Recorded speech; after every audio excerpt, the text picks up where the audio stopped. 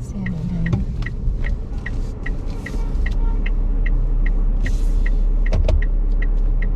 ăn gì đúng không? Phạm xã. Ui, Rồi. sáng nay em vừa ăn gà luộc xong. Chiều đấy hôm nay ăn quán gà rồi. Ngày nào cũng gà với cá quay đi quẩn lại chán lắm rồi luôn ý. Mà mẹ ăn xong nghỉ thôi.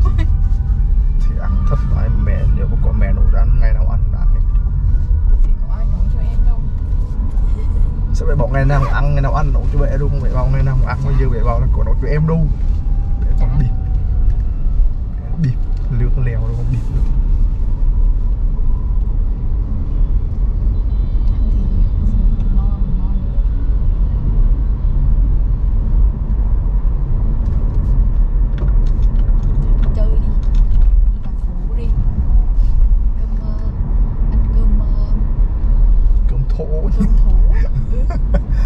Ở đâu ấy?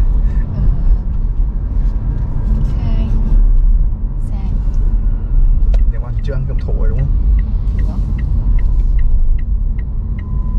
Tắm trong nó đẹp luôn, đủ sáng không? Có thấy sáng không? Buổi ăn bắt đầu hiểu về thông số đấy.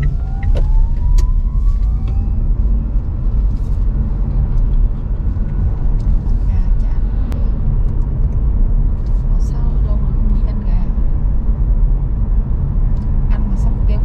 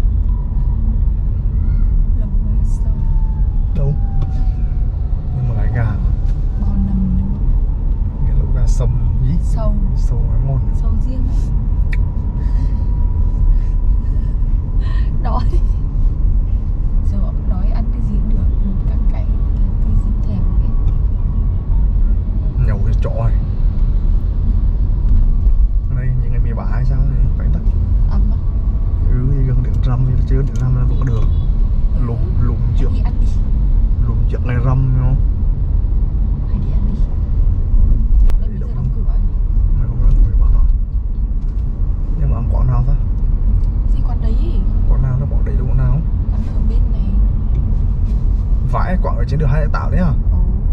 Điên là còn khác chứ, còn đấy bây giờ vậy mà đã lưng đã cắt Không, mặt cái rồi. quán ngon ngon ở gần chỗ em mà.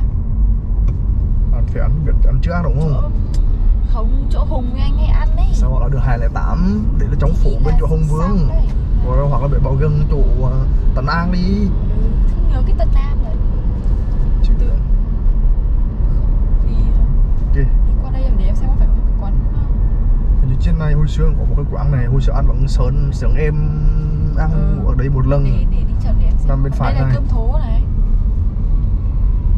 Quá hết luôn. Chọn hợp lý rồi. Nhưng mà chọn vừa thôi là được, hiểu không? Chọn một đĩa kiểu một đĩa phay luộc ấy, hiểu không? Nhưng nướng đấy quán đấy ngon nha. Một đĩa nướng vậy thôi, thêm buộc bạc kiểu là bạc canh thôi, không đỡ được bỏ đừng có bỏ, không cần phải bỏ giò bỏ giết cái đâu, nước thôi. Vì ấy thôi, chứ do mình có ăn đâu mà, đúng không?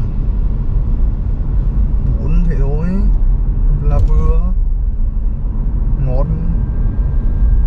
Cũng lâu rồi mình chưa đi ăn.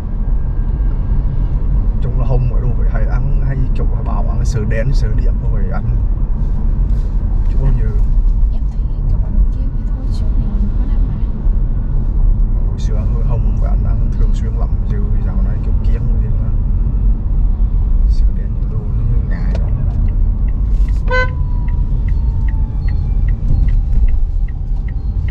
Lâu lắm rồi chưa gặp. Hẹn đi ăn ngoài mà. Quán cà phê ở Phan Thiết đóng cửa sau một tuần hoạt động vì nhân viên dọn bàn vứt rác xuống biển. Phải, quán cà phê đẹp vãi luôn. Thì do ông quản lý, nhân viên nó làm theo sự chỉ dẫn của quản lý ai. Đâu, nó rác là nó vứt đi chứ ai mà quản lý cho ấy. Tiện nó Em hiểu à?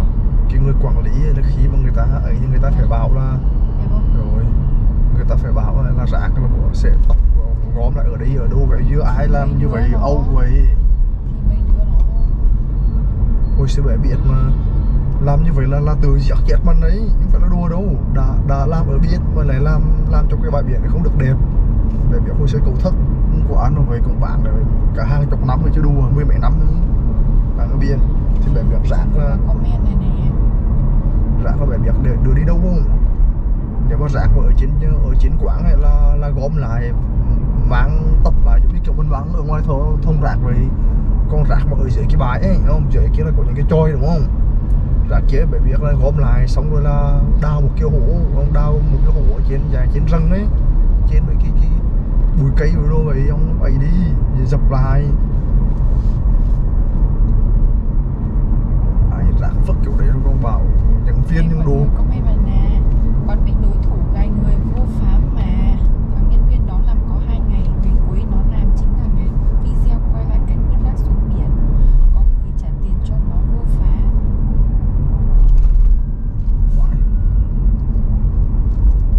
Thì nói như thế càng lộ như vậy càng kiện là đi tu nữa chứ, chẳng đến công. Làm về du lịch, làm về biển mà từ Hải mà nó chết rồi. Nó kiểu đóng cửa đi đấy để Chỗ này có được vòng ta, đâu cầm lại chạy à? làm gì cấm ấy. Đây này, đây cũng là một tuyến đi theo mà. Nhưng sao nó lại cấm nhỉ? Hay là cấm để cháy ở đấy? Không hiểu luôn. Không biết luôn đấy. Thôi cứ đi nó chắc còn nhận hơn bao nhiêu đâu mà. Kiểu luôn. Cái này vẫn không hiểu đi kiểu gì luôn ấy. Cái nào? Cái đường này này. Nhưng mà em thấy lúc em đi từ đường kia sang đây là cũng có người kiểu đi đoạn đấy để chắn ngang em đấy. Họ đi từ phía bên kia kìa. Đấy vì đi từ phía bên này có mà, đi phía bên này là có cái đường kia. Còn đi phía bên bên này là không. Đây này nhé. Đoạn này có được đâu được rẽ đâu. Nó có mũi tên rẽ đâu. Ủa? Tầng An là ở đâu bên này? Bên này. Ủa? Chứ anh rẻ à? Thằng này nó rẽ này. Sự ngăn bắt kì. Ủa quên, phải xuống hầm chứ nhở? Đi Thôi. kia xong vòng lại thôi. Trời ơi. Vòng lại xong đâm vào đây này. Vì nhầm cái đường này. Không phải đi lên chỗ bé trong vòng sông Hâm là nhanh nhất chứ. Trời, rối quá. Bé chị ăn vậy. Đã thì nhân tập trung với cái chuyện bãi biển cả kiểu làm du lịch mà làm kiểu đấy vớ vẩn dốt. 4, 3, 2, 1 kìa.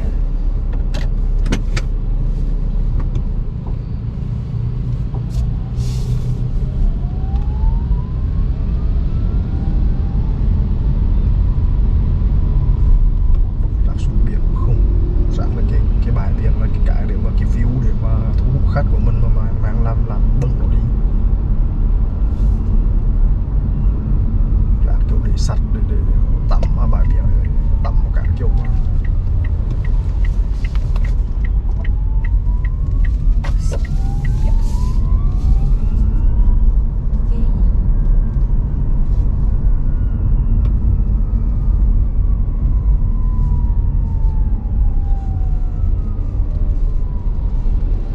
thì ăn rẻ để cho bạn xem.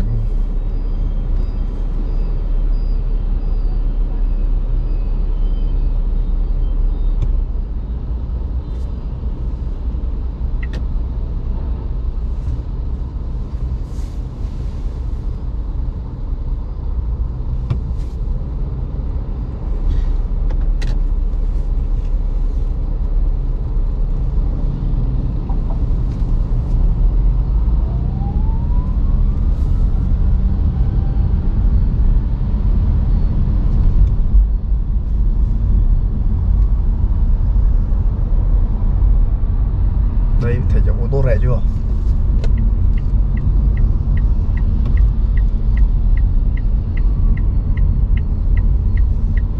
Chiu chiu chiu chiu chiu chiu chiu chiu chiu.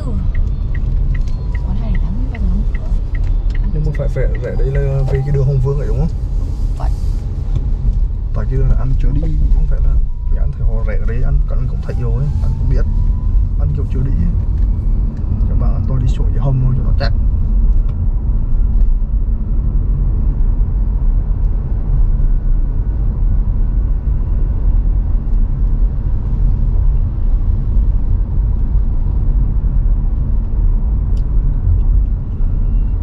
Ngày hôm qua kém em trên Police. Police là gì mới biết không? phá lết chứ. Phá lết là gì? Plet thì anh chỉ biết là giống kiểu là địa điểm đúng không? No. Không, cái chữ pơ không có chữ á kìa. Place. Là dạng cũng dạng địa điểm đúng không? Kiểu đó ngang ngang với là kiểu locator ấy đúng không? Còn đây là plet này này thì anh không biết. Cung điện. Phải. Thì cái từ mà có á bẻ đọc như thế nào cho nó khác vậy? Place. Gì? Nhấn mạnh vào place là place rõ là. Không, cái nào là plet và cái nào là plate. Place là địa điểm, cái kia là place. Plet. Pơ đúng không? Hai cái đều có S. Thì cái từ cơ e là s mà đúng không? C mà. Phải biết chứ. Học đại học rồi mà mình cái chẳng quá dồn thôi đi không mình phải biết chứ. Đi, chắc nhau. Chị bia. Cái gì á? Tìm thôi. Thật ra thấy bỏ cổ chém mà. Đây nè. Không tâm nữa rồi. Em đi ăn mấy cái quán ngon ngon em sợ đi vệ sinh ghê. Tại vì sợ đi vệ sinh xong không muốn ăn. Ơ, cửa à? Sao lại đóng?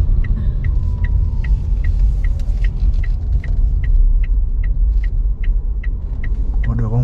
Hay để một xíu. Quậy lần đó.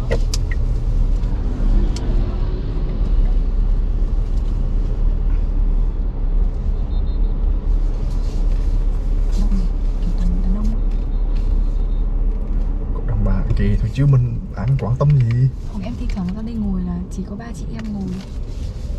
Ở đây mình quan tâm ẹo gì mà. Ăn bị ông nhìn anh ngồi sờ toàn mặc ba lô anh ngồi kiểu gì đấy kiểu dạng cái thằng dạng của anh chị đây nó bảo chó vậy. Còn mình ăn thì mình ăn chứ bắt gì mình sờ ai mà đúng không? Cái bé gọi gì nào? Thì anh chỉ cần là một đĩa luộc đấy, phay luộc đấy và kiểu 2 cái xiên nữa. Đúng không? Rượu mận đi. Vậy một Thèm rượu là mận. 3 cái luôn à? Thì ăn cái xin đứng xong À, đó. Thì hoặc là rửa mừng nhưng mà không cần cắn nữa, lấy xin một cái đĩa ấy ăn với rửa mừng là luôn chắc không được. Không ăn canh chứ phải ăn canh. Thì nếu mà cắn nó bảo là đừng có cho thịt vào làm gì cắn nồi nữa thôi. Rau với bò